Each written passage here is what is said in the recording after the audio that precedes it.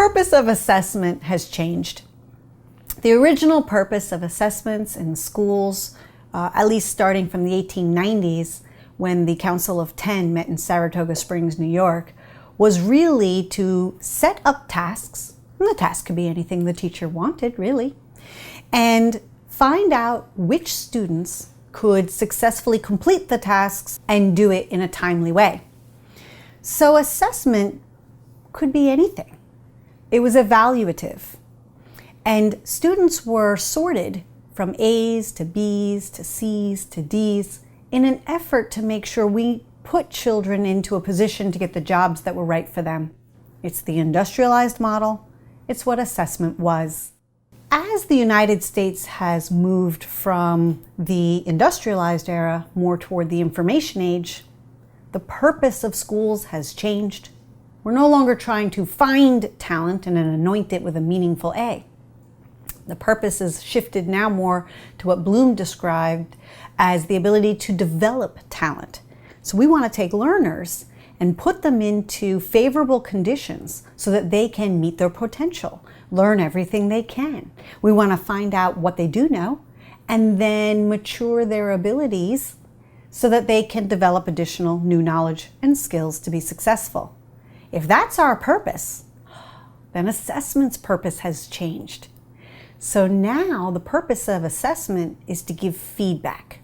Feedback to the learner about what the targets are, how well they're meeting them, and ultimately what they need to do and what they need to focus on to improve their performance. That design has led us to standards-based grading and reporting discussions. So if we have very clear targets, we can align those to standards.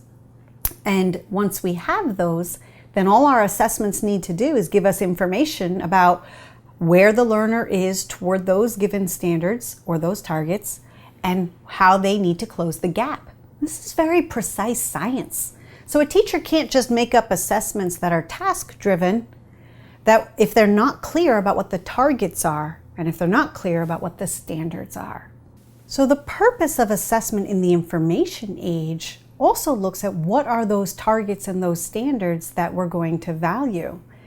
We want to look at very clear targets to the students about skills. Skills like finding answers to questions, generating questions, finding and evaluating sources, collaborating with one another.